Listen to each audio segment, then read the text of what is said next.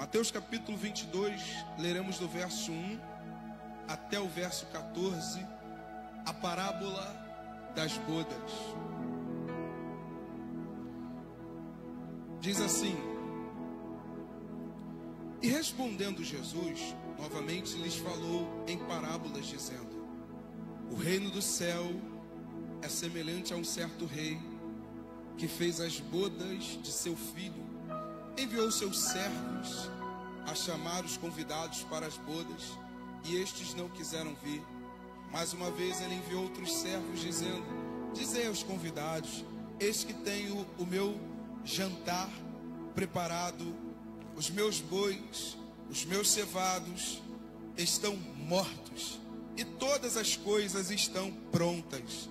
Vinde às bodas. Mas eles, fazendo pouco caso, seguiram seus caminhos, um para a sua fazenda, outro para o seu negócio. E outros tomaram seus servos, os maltrataram e mataram.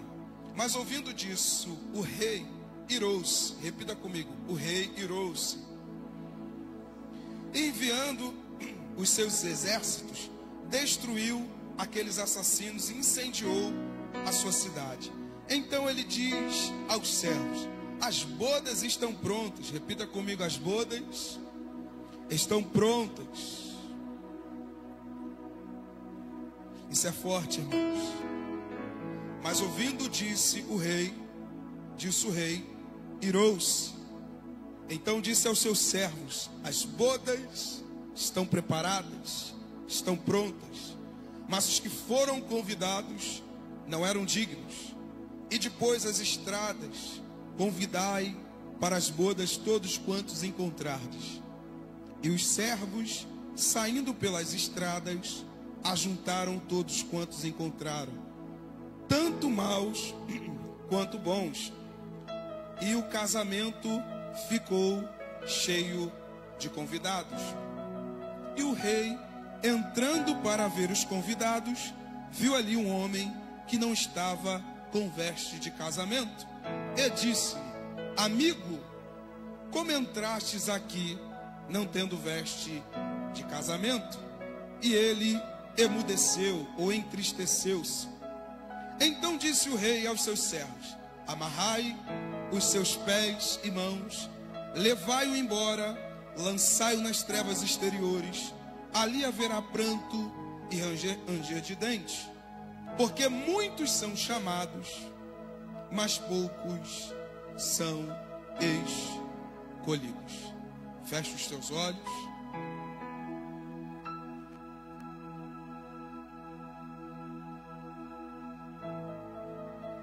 Pai, mais uma vez a tua palavra está sendo lida, que ela cumpra o propósito, Senhor, pelo qual ela foi instituída. Que o Senhor receba toda a glória para si, toda a honra, tudo que está sendo feito nesse lugar, ó Deus. Pois o vaso sempre será de barro, para que a excelência do poder seja do Senhor. Toda a honra, toda a glória, todo louvor, toda exaltação, todo serviço, tudo é para ti, Senhor. Repreenda Satanás nesta hora. Não deixe que ele roube a semente lançada em nossos corações. Em nome de Jesus. Amém. E graças a Deus. A parábola é uma parábola conhecida. Na verdade, tem muitos textos na Bíblia que são conhecidos, que de tempo em tempo, não só aqui, mas em outro lugar, você vai ouvir eles serem pregados. E a parábola das bodas é um dos textos conhecidos. Para quem não sabe, parábola é uma figura de linguagem. Jesus Cristo, ele utilizava muito figura de linguagem para poder transmitir um ensinamento. Era uma forma didática de Jesus ensinar. Colocar coisas semelhantes lado a lado. Esse é o significado da palavra parábola. Coloca coisas semelhantes lado a lado, Jesus Cristo fazia muito isso e trazia o ensino, o entendimento de uma coisa espiritual. Jesus aqui está contando uma parábola, está colocando algo semelhante para trazer um grande ensinamento de forma espiritual. Todos estão conseguindo me ouvir bem? Amém, irmãos? Então, parábola nada mais é do que colocar coisas semelhantes e trazer um ensinamento. Então, Jesus Cristo aqui está trazendo uma parábola, e quando ele conta essa parábola, ele diz que o que ele fala é comparado ao reino. Então isso aqui vale muito para a gente, porque Jesus está pegando coisas terrenas para trazer uma situação espiritual, um ensinamento espiritual, ou melhor dizendo, uma realidade espiritual. Jesus Cristo sempre falou a respeito destas coisas. E como nós desejamos sempre entender o contexto das coisas, quando a gente pega um texto, nós não podemos criar uma expectativa no texto sem olhar o que está em volta desse texto. E isso se chama contexto. Não tem como a gente pegar uma parábola de Jesus e não entender a realidade do momento que Jesus estava vivenciando. Então Jesus Cristo está contando parábolas, ele não só conta uma. Jesus Cristo conta uma série de parábolas. E todas as parábolas que Jesus Cristo conta traz uma realidade ou um ensino espiritual. Quantos estão me ouvindo? Diga amém. Então Jesus Cristo aqui mais uma vez está pegando para trazer um grande ensinamento. Jesus Cristo fala praticamente com os fariseus daquele tempo. Eles sempre procuravam Jesus. Parece que eles tinham um instinto apurado pela pessoa de Jesus Cristo. Por onde Jesus passava, os fariseus estavam juntos. Quando não estavam juntos, estavam de longe acompanhando as práticas de Jesus, os argumentos de Jesus, para de alguma forma pegar Jesus. Então, o que está regendo aqui essa parábola? Jesus Cristo tinha acabado de fazer uma das grandes indagações ou declarações para os líderes judaicos. Se você for parar para pregar a sua Bíblia e acompanhar junto comigo, ou no celular, ou nas Escrituras, ou aqui no telão, você vai ver que aqui no capítulo 21, no verso 43, Jesus Cristo fez a seguinte declaração: portanto eu vos digo que o reino de Deus vos será tirado e será dado a uma nação que dê os seus frutos. Por que Jesus Cristo chegou a esse argumento? Quando nós voltamos uns versículos antes do capítulo 21, lá para o verso 23, dele em diante, nós vamos ver que os fariseus, os anciãos, os líderes religiosos pegam Jesus e questionam: que tipo de autoridade você tem para falar esse tipo de coisa ou fazer esse tipo de coisa? Eles indagam a autoridade de Jesus. Por que tu falas dessa forma se você não tem autoridade? Era como se eles dissessem isso: você não tem autoridade. Da onde veio tamanha autoridade? Jesus Cristo olha para eles e diz: ok, eu até posso responder a minha autoridade, mas vocês vão precisar me responder uma coisa também. O batismo de João é dos homens ou é de Deus? É terreno ou é espiritual? Da onde veio? Bom, se nós falarmos que é dos homens, o público vê João, o Batista, aquele que batizava como homem profeta de autoridade. O povo pode pegar a gente. Se falarmos que é do céu, ele vai dizer: então por que vocês não creem? Vamos dizer que a gente não sabe que é melhor.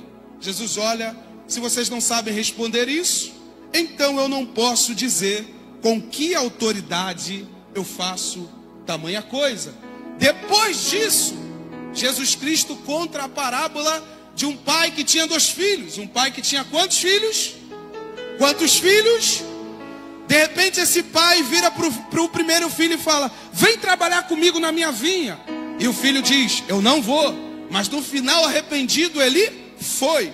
Ele vai no segundo. O segundo promete o pai: pai, eu vou. Mas no final, ele não vai. Jesus vira para eles e pergunta mais uma vez: quem foi que fez a vontade de forma correta? É lógico que o primeiro filho, que disse que não ia, mas no final ele foi. Jesus, vocês disseram a verdade. Porque por causa disto, as prostitutas entram no reino, os publicanos entram no reino adiante de vocês. Porque João veio e vocês negaram. E mesmo vendo os sinais das pessoas se arrependendo diante do que João fazia, ainda assim vocês se recusaram. Esse era o contexto. Jesus vai contar uma outra parábola. E a gente não vai falar dessa outra parábola para a gente não tomar tempo. Mas essa última afirmação do verso 43 do capítulo 21, ela vem de uma outra parábola. A parábola de um lavrador, que ele vem cobrar daquilo que fizeram com sua vinha. Então somente depois daquilo Jesus Cristo expressa para eles justamente isso: o reino está sendo tirado das vossas mãos. Por quê? Porque de uma certa forma as boas novas foram anunciadas para esse público. E eles resistindo, o que acontece? A gente vai discorrer essa parábola, porque fala especificamente disso. O reino é repartido com uma nação que nunca buscou. O reino foi repartido com um povo que nunca desejou a Deus, que nunca amou a Deus. Quantos estão me ouvindo? Diga amém. Esse é o contexto. Tão somente Jesus Cristo está sendo resistido pelos líderes religiosos. Amém, irmãos?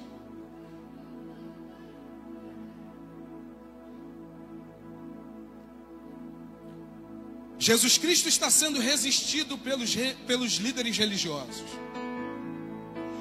Isso nunca foi novidade para os que viviam aquele tempo, e nem hoje para nós diante dessa realidade. A própria figura de João era uma figura escandalosa. Por que Deus decide levantar um homem que aparentemente era louco no deserto, se tinha tantas sinagogas para ele usar um rei, um líder religioso para falar? O que levou o Senhor a falar fora das portas, que ele olha para dentro dos templos e ele não vê a necessidade que nenhum líder religioso professa? Justamente essa ignorância. Essa ignorância, esse senso farisaico sempre perseguiu o evangelho puro. Os religiosos, ignorantes, sempre vão resistir à simplicidade do evangelho. É por isso que Deus decidiu pegar um homem que não se vestia como sacerdote, mas que se vestia com uma roupa de pele de animal e comia não comida normal, mas gafanhoto e o mel silvestre. Jesus, na figura de João, já estava mostrando que o reino iria se revelar de forma escandalosa. E essa era a finalidade de Jesus contar parábolas, porque era proposital. As parábolas tinham público atendente. Jesus falava por parábolas de forma proposital, para que uns não entendessem e outros entendessem. Se você ler os evangelhos, você vai ver que existe essa explicação. Por que o Senhor fala por parábolas? Porque esse público ouvindo não entende, vendo não entende.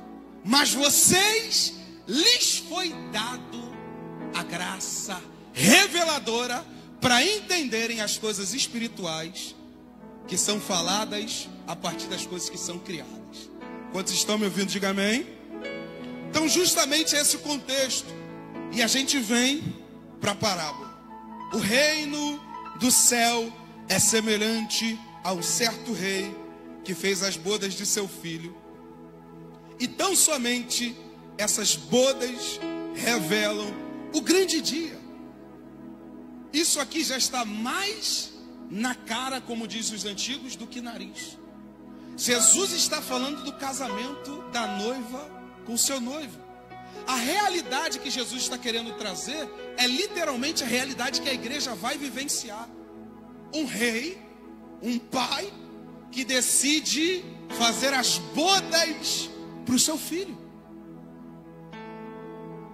É a realidade. E o texto diz, é um grande banquete. De tal forma que foi preciso fazer muitos convites. Porque o desejo do rei era encher a casa com os convidados. O desejo do rei era ver a mesa repleta dos convidados. Repita comigo, foi o rei quem decidiu fazer as bodas. E o rei enviou no verso 3 os seus servos a chamar os convidados para as bodas, e estes não quiseram. Deixa eu falar algo aqui. Quando se trata de ser convidado por um rei a uma festa, recusar considerava-se desrespeitoso ou ofensivo. Nós precisamos entrar na cultura daquele século. Um rei chamar uma pessoa qualquer já era de grande valor. O rei chamar já era de grande valor. Então o rei decidiu chamar convidados para uma grande boda. Não é uma coisa normal de se acontecer, mas o rei decidiu chamar. O que isso retrata, irmãos? Isso aqui retrata o que acontece com o povo de Israel e os seus descendentes. O convite primário para o reino de Deus, ou a realidade espiritual, foi para os judeus.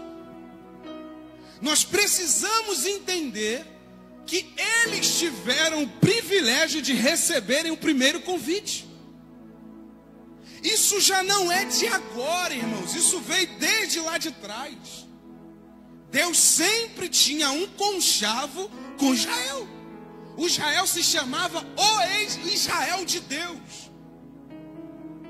Então o povo judeu, eles tiveram esse privilégio.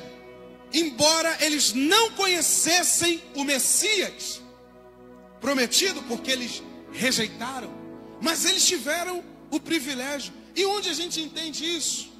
Romanos 9, deles vieram os patriarcas, os profetas, as leis e a adoração.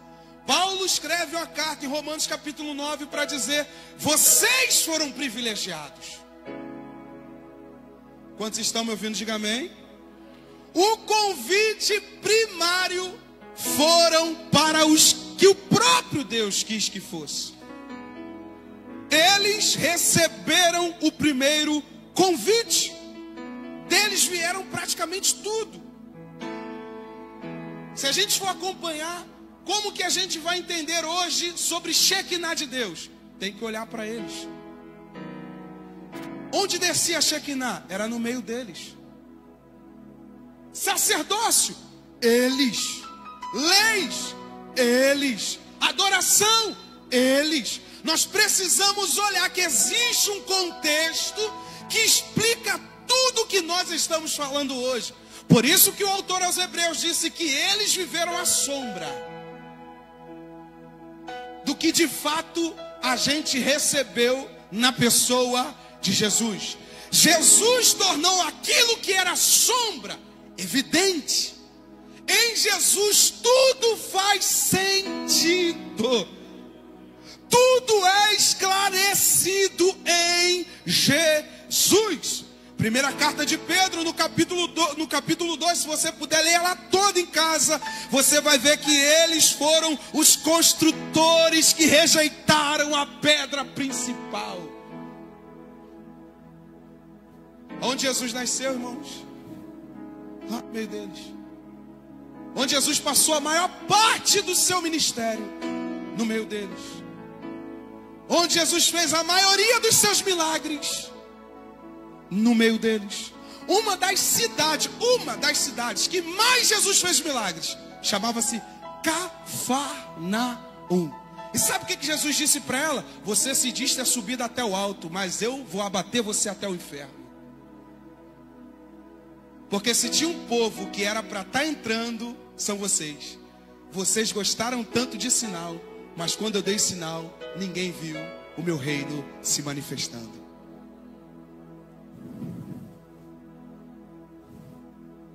Então, muito mais do que um simples sinal, é a realidade espiritual que está por trás dele. Amém, irmãos? Nós precisamos entender isso. Deles vieram os patriarcas. A pedra principal se manifestou no meio deles. Eles rejeitaram o filho do rei, e por isto o reino foi dado a outros. Faz sentido, irmãos?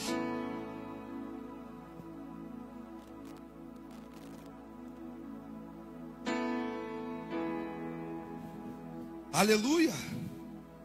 Mas o que a gente aprende com isso aqui?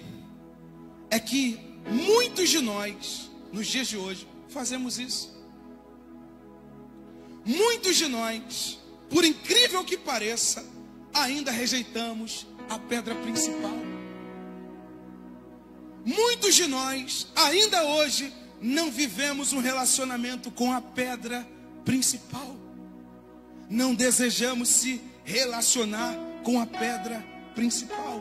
Um dos grandes argumentos que vai equiparar a reação do público hoje com a reação do público judeu daquele tempo é: hoje eu não me decido não, amanhã eu tenho tempo, hoje não, tem muitas coisas para eu abandonar. Rejeitam a pedra principal.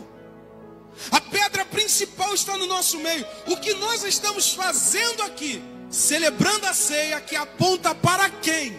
A pedra principal. Glória a Deus. Se falar de Jesus não nos entusiasmar, meu amigo, fecha a Bíblia, vai caçar outra coisa. Porque Jesus é o assunto mais importante das Escrituras. Porque se tudo que nós ouvimos hoje não apontar para o Cordeiro Pascual, joga fora, não tem sentido. Porque o que não passa por Jesus não salva. O que não passa por Jesus não anuncia o reino vindouro. O que não passa por Jesus não converte ninguém. Não converte ninguém. Porque o assunto central é a pedra principal. João capítulo 3, versículo 17. Porque Deus não enviou seu Filho ao mundo para condenar o mundo, mas para que o mundo possa ser salvo através dele. Aí a galera parece que só vê essa parte do texto. Parece que não continua o texto. Nossa, Jesus não veio para condenar ninguém. Quantos estão me ouvindo? Diga amém. Vamos entender, Jesus não veio para condenar, mas o que Jesus fez, dependendo da nossa resposta, nos condenará. Porque o texto diz: quem crer nele não é condenado, mas quem não crer já está. Não vai estar, irmãos. As coisas vão se cumprir e nós viveremos como condenados. É o que a Bíblia está dizendo para nós. Muitos hoje já estão vivendo debaixo de uma condenação, porque não creem no Filho unigênito de Deus, porque não se voltam para Ele. Quem não crê já está condenado, mas quem crê viverá, porque Ele é o Filho unigênito do Pai. Para quem está acompanhando aí até mesmo um pouquinho das pinceladas nos estudos, ele deixou de ser o unigênito, ele foi o primogênito. Por quê? É preciso sentar um pouquinho na mesa e tomar um café com os irmãos para entender por que Jesus deixou de ser unigênito e foi primogênito. Amém, irmãos? Glória a Deus. É interessante a gente aprender sobre isso. Verso 4: mais uma vez ele enviou outros servos dizendo: dizei aos convidados, eis que tenho o meu jantar preparado, os meus bois, meus cevados estão mortos, e todas as coisas estão prontas. Vinde às bodas. Perceba a insistência do rei. Fala para o teu irmão, não é você que insiste, é o rei que insiste em você.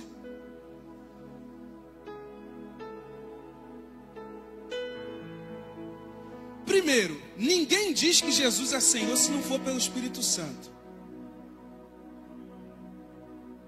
Eu só consigo entrar na realidade espiritual se o Consolador abrir os meus olhos. Para Paulo entrar na realidade espiritual, teve que ficar 3 dias enfurnado no lugar. Para ele viver aquele tempo, ser lapidado, cair as escamas e ele ser enviado. A gente acha que a gente vai conseguir entender as realidades espirituais do oba-oba? Nós precisamos entender que quem nos ajuda é Deus. Eu nem sei, para dizer a verdade, eu nem sei como é que eu vim parar aqui. Primeiro, nem descendente nada. Segundo, família, tudo revirado. Terceiro, irmãos, a minha vontade era estar em outro lugar. Eu pensei que eu tinha escolhido ele primeiro. Mas o que a Bíblia diz? Eu pensei que eu tinha amado primeiro. Mas o que a Bíblia diz? Então eu venho porque eu amei ou eu venho porque eu sou amado? A gente entende, irmãos, que a gente não é nada. Fala para o teu irmão, você não é nada. É o rei que te ama.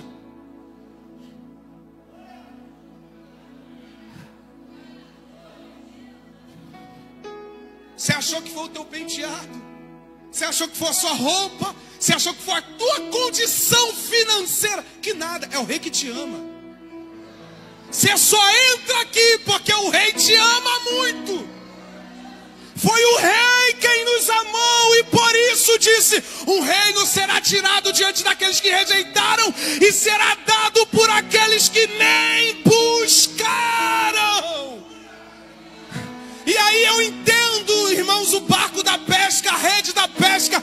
Nós não podemos ficar limitando quem entra dentro da rede. Ele disse: vão e pesquem todos. Aleluia. Uma vez eu tive que ouvir isso de um amigo próximo, questionando: meu Deus, por que isso, por que aquilo? Aí eu levei aquela resposta: cara, posso responder uma coisa? Fala, você é o Espírito Santo? Não. Então não depende de você. Depois disso minha vida mudou. Eu falei, é o Espírito Santo que revela o coração do rei. Então é o rei que insiste. Por quê? O amor de Deus é tão transcendente que ele continua insistindo naquele que outrora rejeitou o convite. Inúmeros servos estão se disponibilizando a entregar as boas novas do Evangelho. Por quê? Porque o banquete está pronto. Todos que sobem aqui só estão reforçando. As bodas estão prontas. O casamento vai acontecer, você querendo ou não, você crendo ou não, se aliançando ou não. O casamento vai acontecer. Você se esforçando ou não, entrando pela porta estreita ou não, o casamento com a igreja vai acontecer. Porque o rei não deixou de fazer o casamento porque alguns rejeitaram. O rei não ficou ofendido, ninguém está vindo. Ai, não. Então chama quem não quer compromisso nenhum. Aleluia. Entenda uma coisa: sua vida é importante para Deus. O rei te chama. Fale para uma ou duas pessoas aí: o rei te chama. Fala para ela, não é você que vem e se apresenta, é o rei que te chama. O rei está interessado em você. O rei quer você. Glórias a Deus. Porque Deus amou o mundo de tal maneira que sacrificou o seu filho. Qual foi a maior causa que levou Jesus ao Calvário? O amor de Deus. E qual será a maior causa das pessoas irem ao inferno? Não é a falta de amor, é a resposta ao amor de Jesus. Não basta só ouvir esse evangelho clichê que a galera está dizendo aí. Deus é amor, Deus é amor. Basta saber que Ele é amor. Não é isso não. Não responde ao amor de Deus não, para você ver onde a gente vai parar. Não viva uma vida de piedade não, para você ver onde todos nós vamos parar. No mesmo lugar que todo mundo sabe que vai, sem Cristo. Inferno, condenação, ira, cólera. Nós precisamos entender, não é Deus que está apelando, Deus não está apelando, Ele simplesmente está alargando os seus anúncios e dizendo: meus irmãos, um tempo vai chegar e não vai ter como mais. Não vai ter como mais. Vão procurar, cadê aquele irmão, aquela irmã chata que vivia anunciando, que falava de Jesus o tempo todo, eu ignorava. Cadê aquele irmão? Já foi, o tempo já se passou. Eu não quero ficar discutindo escatologia, se vai ter segunda bênção, a segunda arrebatamento, se vai a primeira, se vai a segunda. Meu amigo, tem coisas na Bíblia que são mistérios que só vão ser esclarecidas no ápice do acontecimento da profecia. Mas o que cabe a nós? Crer no Evangelho, viver piamente, aguardar a vinda do noivo. E não ficar sentando aí nas cadeiras, nas bancadas, para discutir coisas que estão além da nossa alçada. E onde estão os perdidos? Onde estão as pessoas que tanto querem Deus, mas não conseguem falar de Deus para as pessoas que estão perdidas? É tanta gente querendo vivenciar a experiência com o Espírito Santo, com Deus, mas não consegue anunciar Deus para o vizinho, não consegue anunciar Deus para ninguém. Meu Deus!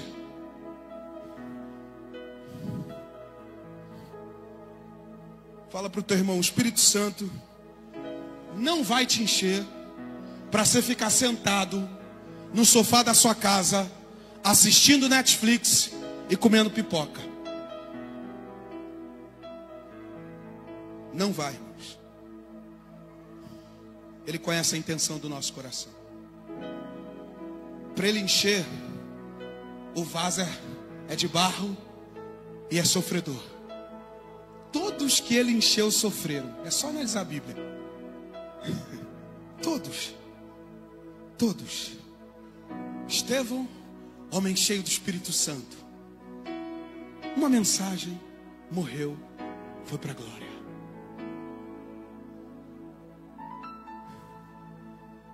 Só é cheio quem vive o propósito, irmãos. O resto fica batendo cabeça. Deus não perde tempo, a seara está frondosa. Amém? Vamos seguindo. A resposta dos convidados, porque a gente já falou um pouco sobre o rei, depois voltaremos para o rei novamente. O primeiro público parece ter recusado de imediato: não quero. O segundo justificou o motivo. Versículo 5 do capítulo 22 de Mateus. Mas eles, fazendo pouco caso, seguiram seus caminhos, um para a sua fazenda, outro para o seu negócio. Fizeram pouco caso. O que é isso aqui, Miquel? Não viram vantagem o assunto sobre o reino de Deus. Como se fosse nos dias de hoje: eu tenho mais coisa para fazer, tenho que trabalhar, tenho que fazer faculdade, eu tenho que me formar, eu tenho que fazer isso, eu tenho que fazer aquilo, eu tenho que isso, eu tenho que crescer, eu tenho que isso. Todas essas coisas foram desculpas para não atender o convite do rei.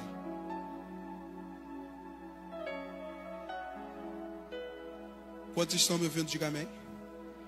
Olha o que ele diz: seguiram os seus caminhos. Tá claro, tá, irmãos? Seguiram os seus caminhos, um para a fazenda, outro para o seu negócio. Preferiram viver em função da sua própria vida, como de costume de muitos de hoje. Prefiro viver minha vida, irmão. Esse negócio de igreja, isso é conversa fiada. Eu quero é dinheiro no meu bolso. Quem já ouviu essa fala? Duvido que só esse pouco de gente ouviu isso. O meu assunto é dinheiro no bolso. Reino de Deus, você conversa fiada. Então, é o segundo público. Eu tenho mais coisa para fazer, Jesus. Aguarda mais um pouco. Alguns ainda brincam em dizer: ah, Senhor, se esforça mais um pouquinho. Deus tenha misericórdia dessa alma. Marcos capítulo 8, verso 36. O que adianta ganhar o mundo inteiro e perder sua alma? Na verdade, a pergunta está nos levando a uma reflexão da vida. Qual a reflexão da vida, Miquel? Que lucro tem você ganhar o mundo e perder tua alma? Que vantagem tem você ganhar o mundo e perder a sua alma? Pergunta para o teu irmão: que lucro tem?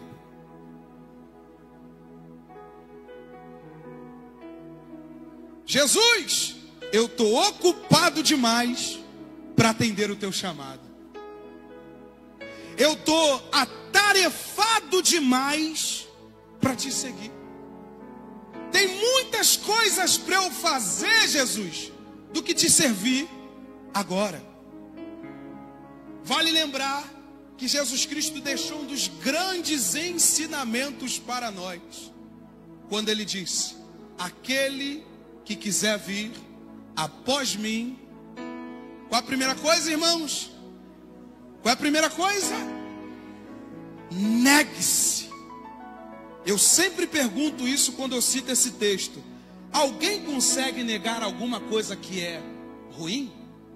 Quantos aqui negam o que é ruim? Está na cara, né, irmãos? Aquilo que é ruim é fácil negar. Quantos aqui têm dificuldade de negar aquilo que é bom? Todos nós, irmãos. Ele disse: quem quiser vir após mim, renuncie-se a si mesmo.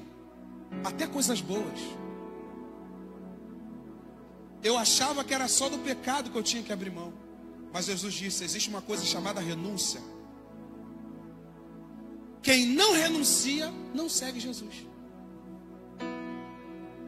Porque Jesus Cristo fala de renúncia. Quem não renuncia a tudo quanto tem, não me segue, não é digno de mim.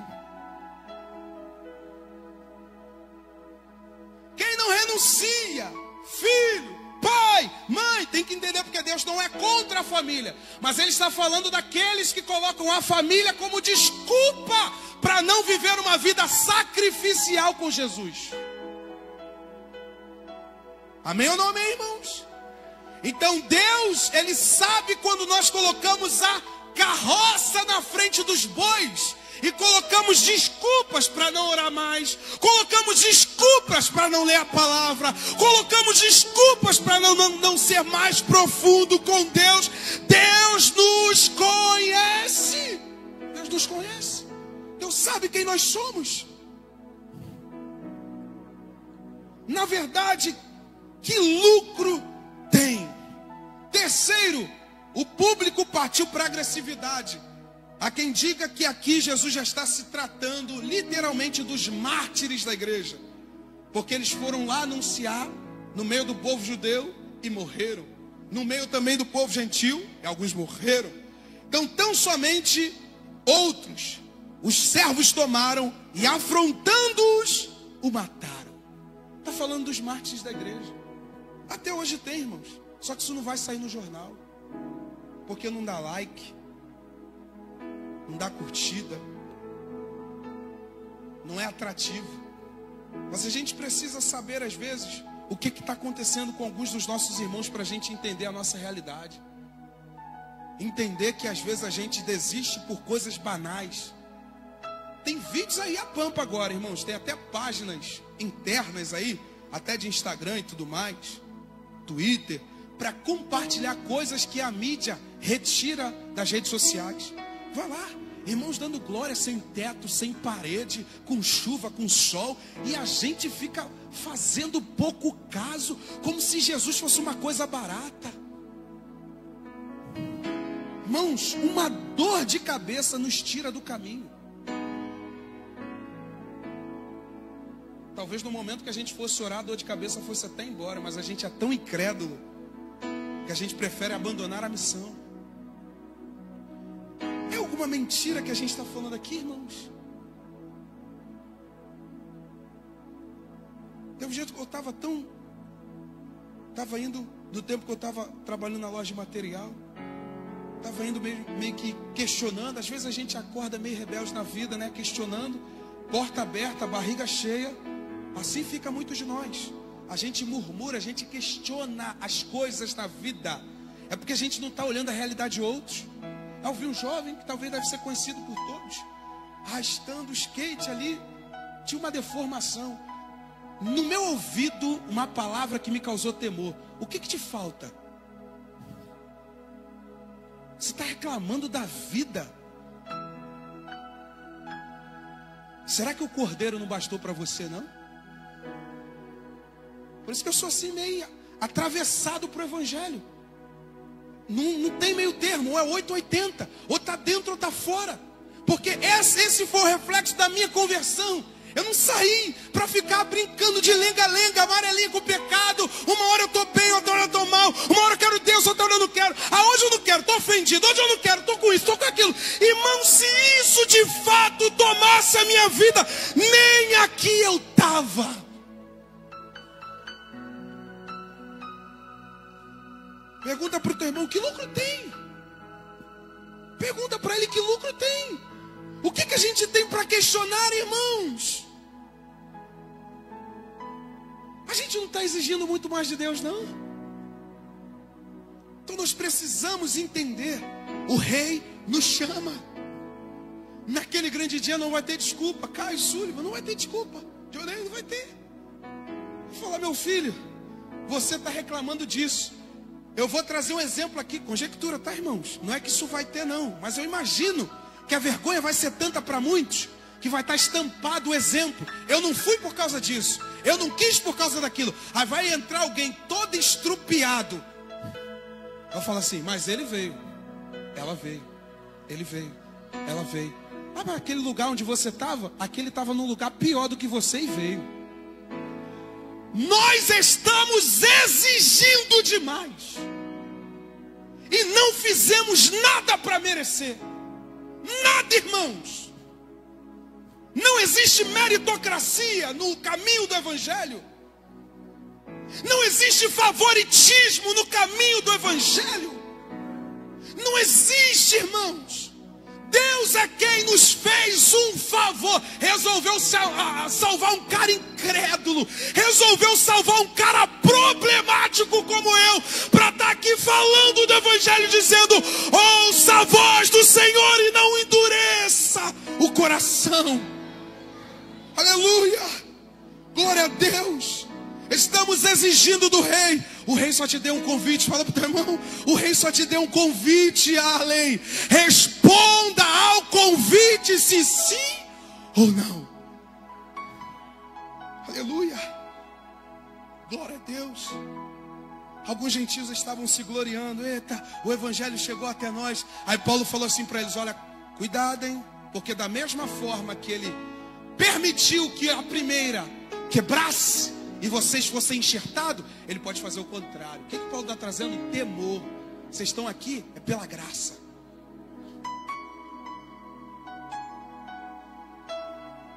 Tem um dom maravilhoso. Você canta, você prega, tem dom disso, dom daquilo. Ok, você veio pela graça.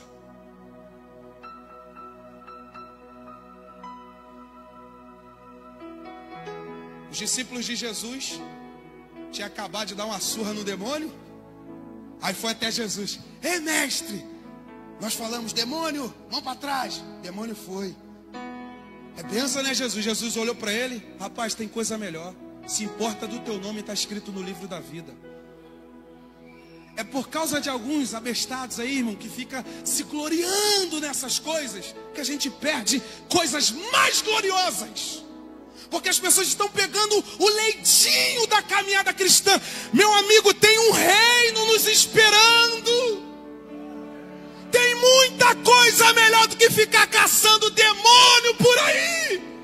Caça o evangelho e leva as boas novas, porque o Messias esperado voltará para buscar a igreja. Chega de shows no nosso meio. Vamos cumprir a nossa missão. Ide por todo o mundo e pregai o evangelho. Meu Deus do céu. Por causa de alguns ficarem concentrados o tempo todo, estão tornando a igreja um shopping. Daqui a pouco a igreja vai ter cinema, vai ter McDonald's, Burger King, vai ter a área do lazer, como se o Espírito Santo não desse lazer para ninguém. Tem que ter a área do lazer, e o templo todo papagaiado, e o Espírito Santo fora dele, e Cristo fora dele. Jesus, para uma igreja, na carta de Apocalipse disse: eu estou na porta batendo, se alguém ouvir a minha voz, me deixe entrar para cear com vocês. Eu tenho quase certeza que essa luxúria toda no nosso meio, essa avareza toda, tem a ver com uma igreja cega dos últimos dias, que vai confundir estrelato com culto. Compra de um imóvel com prosperidade. É muito mais do que isso. É muito mais do que um CNPJ. A nossa preocupação tem que ser de cumprir a nossa missão. O Rei nos chama. O Rei nos chama. E o rei se irou. Verso 7. Tem misericórdia de nós. Fala para o teu irmão: o rei vai se irar um dia.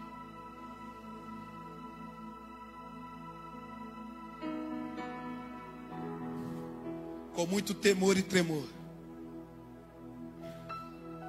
Você vai ver que o rei tem 7 taças para ser derramada nesse mundo. Você vai ver que a ira de Deus, ela está fresquinha, e Deus está desejoso para derramar a ira dele sobre uma nação pecadora, um mundo pecador. E a gente está brincando de evangelho. A gente quer sair do evangelho por coisa pequena. Meu Deus do céu, Senhor. Senhor, nos salva. Tem misericórdia de nós. O rei se irou. Há quem associe essa parte do que Jesus Cristo está falando com a destruição de Jerusalém nos anos 70 depois de Cristo. Jerusalém foi sitiada. Há quem faça essa associação. Mas vamos discorrer o texto. Disse o rei, verso 8: as bodas estão prontas, mas os convidados não são dignos. O próprio rei não os achou dignos. Por que, Miqueias? A dignidade aqui está diante da recusa. Eles recusaram o convite, por isso se tornaram indignos. Primeiro, quem decidiu convidar foi o rei. Não fez nem por onde merecer, recebeu o convite e está rejeitando. É indigno. Jesus está explicando isso para nós. Atos, capítulo 13, verso 46. Então Paulo e Barnabé, de forma ousada, disseram: era necessário que a vós se pregasse primeiro a palavra de Deus. Era necessário. Quantos não me ouviram? Diga amém, irmãos. A Bíblia explica a Bíblia. É que a gente tem que deixar um pouquinho a preguiça de lado e analisar as Escrituras. Mas olha isso aqui. Então Paulo e Barnabé, de forma ousada, disseram: era necessário que a vós fosse pregado primeiro a palavra de Deus. Mas visto que rejeitais e vos julgais não dignos da vida eterna, eis que nos voltamos para os gentios. Aleluia. Glória a Deus. Glória a Deus. Esses homens estavam inspirados pelo Espírito Santo ou não? Olha só o entendimento. Vai para quem vai dar crédito.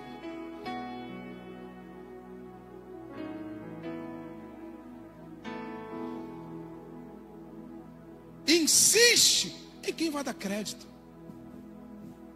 Já que vocês não querem, tem gentios.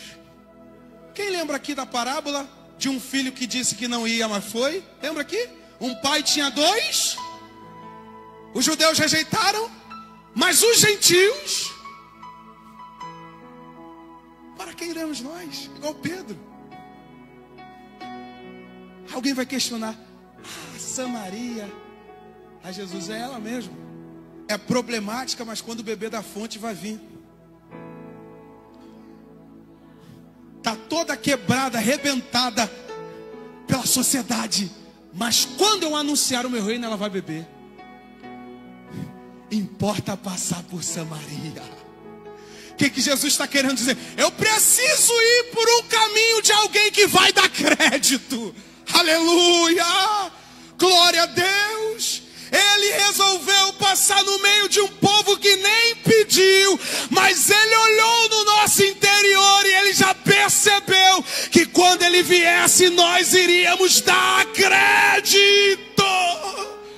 Aleluia! Aleluia! Tem alguém com alguma auréola aí na cabeça, com 2 asas? Não, meu irmão.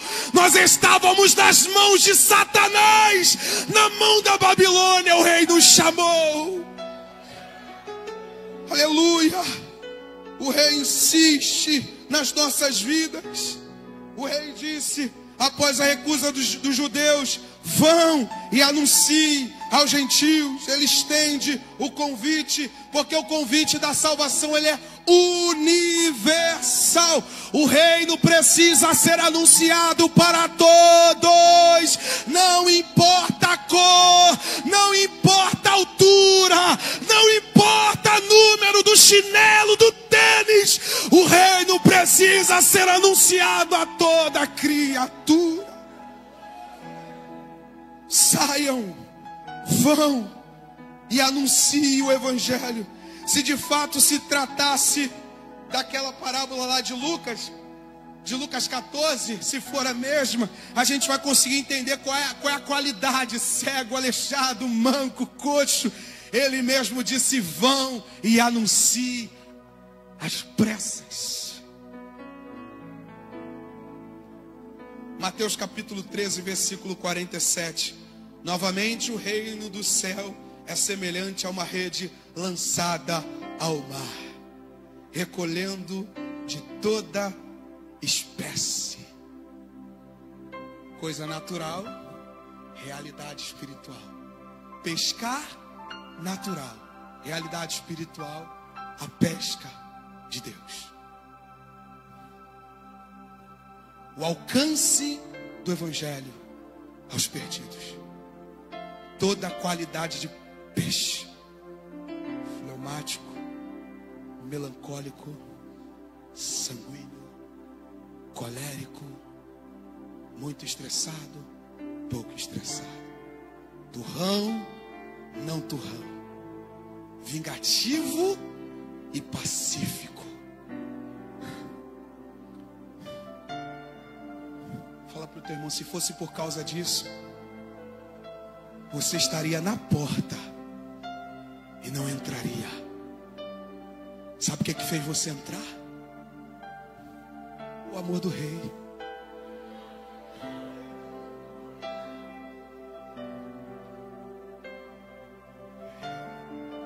Eu, problemático do jeito que sou, não fiz por onde merecer, mas o amor atravessou a atmosfera. O semeador pegou a sua alforja, encheu de semente e foi semear. Independente do solo, Bruno, semeie. Independente das estações, semeie. Independente da reação do público, semeie. Semeie. E o que nós estamos fazendo aqui hoje com aquilo que nós recebemos é dizer: esse reino tem o poder de nos transformar. transformar. Esse reino tem o poder de nos transformar. É de verdade. Ele nos ama. Ele nos quer. Ele está interessado em nós. Será que tem alguma coisa melhor para se falar nessa noite? Oh, meu Pai do céu. Eu vou lá ouvir o profeta. Vai ouvir profeta nenhum. Ouve o Deus do profeta. Eu vou lá ouvir o pregador. Vai ouvir o pregador coisa nenhuma. Vai ouvir o Deus do pregador. Eu vou lá pela congregação. Não tem congregação nenhuma. É o Deus que está dentro da congregação. Porque o dia que o Espírito sair daqui, é melhor fechar a igreja e abrir um bar. O dia que ele estiver batendo na porta, estamos errando o alvo, irmãos. Aleluia. Essas coisas estão me perturbando nesses últimos dias. A nossa irreverência com o rei, a nossa prepotência com o rei. Essas coisas estão tirando, me inquietando, tirando a minha paz, meu coração. Meu Deus, o que está acontecendo com o público? As pessoas estão exigentes demais e não fizeram nada, Senhor, como eu. Será que Deus vai ter que colocar Jesus para morrer de novo? Aleluia. Eu quero iniciar, mas é um grito da alma aqui, irmãos, misturado com um grito do Espírito, dizendo: até quando? Até quando?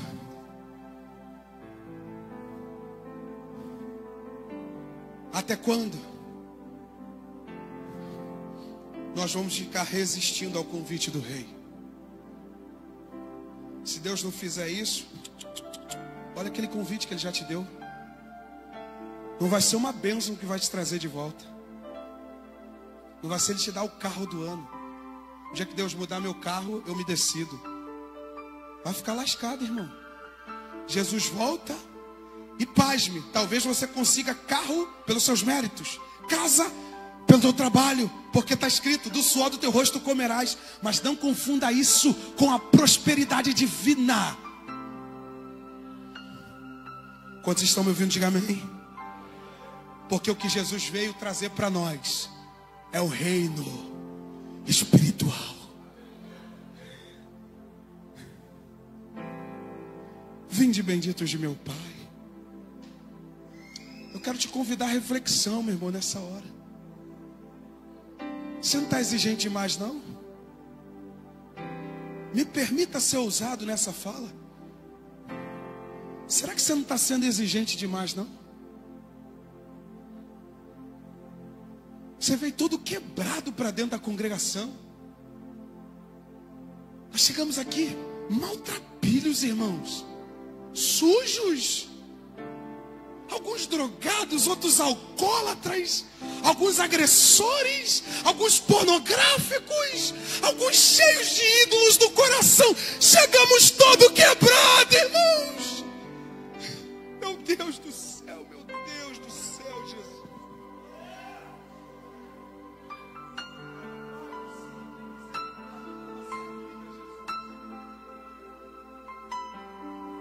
Nós não temos audácia nenhuma para pegar no colarinho de Deus. A gente está achando que Deus é Papai Noel. Nós estamos brincando com o sangue do Cordeiro. Estamos exigindo do Cordeiro de Deus, exigindo que Ele nos dê a bênção que a gente quer. Se não for do nosso jeito, a gente não vem. Ele não é Papai Noel. Aleluia. O coração, irmãos, fica incomodado. A mesa é a mesma mesa de Malaquias. Antes de 400 anos de silêncio, Deus envia um profeta para levantar um livro e escrever as nações. Diga para os sacerdotes: eles dizem que a minha mesa é injusta. Porque maldito seja o enganador. Eu gosto de pegar essa fala, mas não para falar de dinheiro. Eu gosto de utilizar essa fala para falar daquilo que a gente pode fazer mais e não faz. Maldito seja o enganador, que sabendo o que tem que fazer e não faz. Tendo um animal puro no seu rebanho, chega na minha frente e me oferece qualquer coisa. Meu Deus do céu. Sabendo que tem adoração melhor, Débora, entrega qualquer coisa. Sabe que pode dar um pouquinho a mais de jejum? Entrega qualquer coisa. Sabe que pode orar um pouquinho a mais? Entrega qualquer coisa. Maldito seja o enganador. Ele diz: a minha mesa para vocês ela é em vão, ela não tem coerência, porque ele está olhando o nosso coração. Ele sabe que o filho tem potencial. As nações, as praças estão aguardando os filhos que sabem o que tem que fazer, mas não fazem. Maldito seja o enganador. Se coloque de pé. Pena que as horas avançam.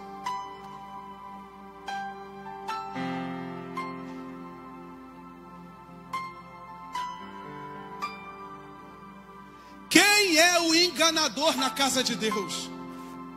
É aquele que tem boas entregas, mas entrega qualquer coisa.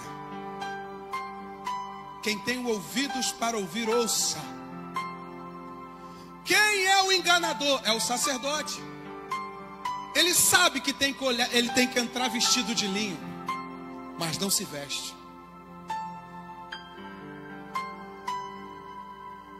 Sabe o que o rei fez?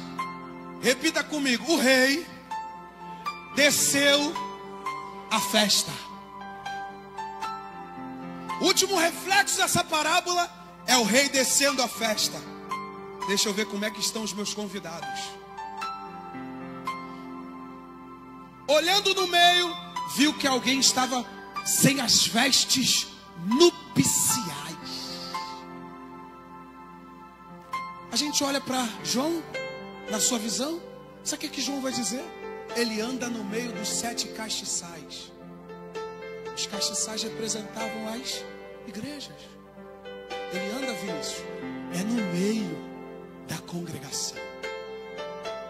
Eu estou vendo quem está vestido e quem não está.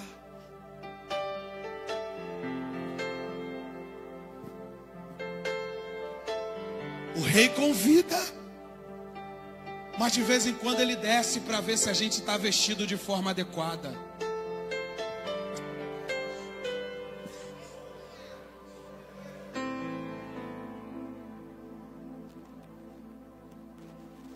De vez em quando ele vem para saber se a gente está sendo santo em toda a nossa maneira de viver. De vez em quando o rei vai lá na nossa casa, de preferência de madrugada. Deixa eu ver se ele está vestido. Deixa eu ver se ela está vestida.